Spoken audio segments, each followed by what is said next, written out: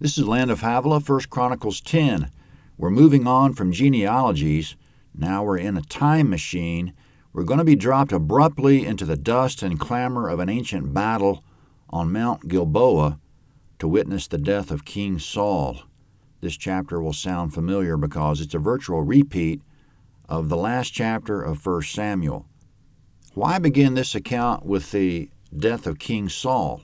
It's because his death is the lead-in to King David, David's kingdom being the main subject of the rest of this book. Going into this battle, Saul already knows he's doomed. Yahweh won't speak to him, either through dreams, by Urim, or by prophets, 1 Samuel 28:6. That's why he visited the medium of Endor last night. He was hoping she could connect him with the deceased prophet Samuel. She did. She summoned the spirit of Samuel, and Samuel told Saul, quote, Yahweh has departed from you and become your adversary. Yahweh's torn the kingdom out of your hand and given it to your neighbor, even to David, because you didn't obey Yahweh's voice. Yahweh will deliver Israel also with you into the hands of the Philistines, and tomorrow you and your sons will be with me, end quote, meaning you'll be dead like me, Samuel. So Saul was terrified. Now the next day, the day of the battle, verse 1, Now the Philistines fought against Israel, and the men of Israel fled from before the Philistines and fell down slain on Mount Gilboa.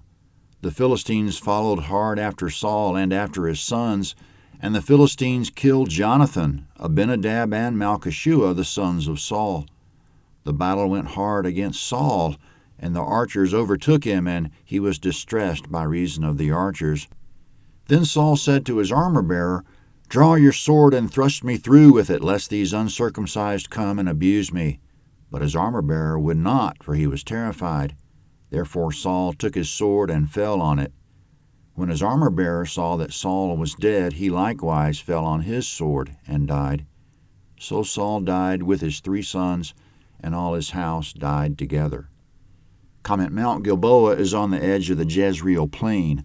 The mountain was safe from the Philistine chariots, but not from Yahweh, who was against him, 1 Samuel 28:16. In verse 6, all Saul's house died together. It was almost all, since Abner, his uncle, survived, who was the commander of his army, 1 Samuel 14:50, and one of his sons, Ishbosheth, survived. Abner set Ishbosheth up as king over most of Israel, but Judah made David king. After a few years, though, Ishbosheth was assassinated. David had nothing to do with it. And all Israel approached David and made him king, 2 Samuel 5. He was 30 when he began to reign as king of Judah, and 37 or 38 when he began to reign over all Israel, 2 Samuel 5. Now after the battle, regarding the Israelites who lived in the plain, verse 7, when all the men of Israel who were in the valley saw that they fled, and that Saul and his sons were dead, they abandoned their cities and fled, and the Philistines came and lived in them.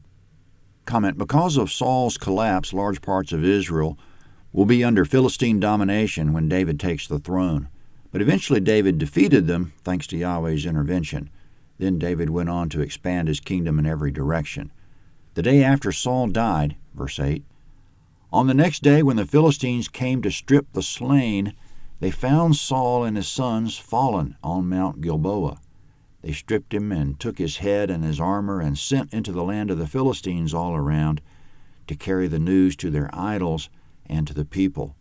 They put his armor in the house of their gods and fastened his head in the house of Dagon. Comment: the Philistines' home territory was along the coastal plain of the Mediterranean Sea. They celebrated in their streets and temples with Saul's head and armor on display. Now regarding the Israelite town called Jabesh-Gilead, which was on the other side of the Jordan River in the opposite direction from the Philistines, verse 11, when all Jabesh-Gilead heard all that the Philistines had done to Saul, all the valiant men arose and took away the body of Saul and the bodies of his sons and brought them to Jabesh and buried their bones under the oak in Jabesh and fasted 7 days. Comment: the men of Jabesh-Gilead kept faith in the lowest of times. It was like purchasing stock in Yahweh just after the stock that men put in him crashed. They knew Yahweh was still Yahweh. When they heard the Philistines had taken over the city of Bethshan with all the other cities of the plain, and had taken the bodies of Saul and his sons and were displaying them on the city wall, they decided to conduct a special ops mission. They arose from Jabesh, traveled all night, entered the Philistine-controlled plain, took the bodies down, brought them to Jabesh, burned them, and buried the bones in a peaceful and honorable grave under an oak tree or tamarisk tree. 1 Samuel 31, 10-13. The men of Jabesh recognized their moment to do something historic and legendary, if Yahweh would be with them, and had the bravery to get up and do it.